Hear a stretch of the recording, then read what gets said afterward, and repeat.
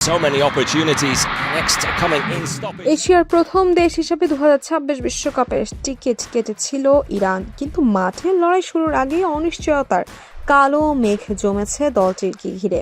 যুক্তরাষ্ট্র, কানাডা ও মেক্সিকোর যৌথ আয়োজনে এই আসরে ইরানের অংশগ্রহণ এখন সুতোয় ঝুলছে। বিশেষ করে ট্রাম্প প্রশাসনের কঠোর ভ্রমণ নিষেধাজ্ঞা আর মধ্যপ্রাচ্যের নতুন রাজনৈতিক উত্তেজনা এই শঙ্কাকে আরও বাড়িয়ে দিয়েছে।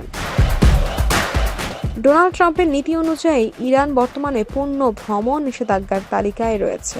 পরিস্থিতি আরও জটিল হয়েছে তেহরান সহ বিভিন্ন স্থানে ইসরায়েল ও যুক্তরাষ্ট্রের হামলার পর।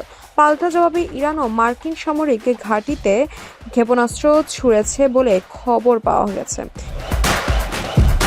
এমন যুদ্ধাবস্থায় ফিফার ফুটবল মহাযজ্ঞে ইরানের থাকা না থাকা নিয়ে চলছে জোর আলোচনা।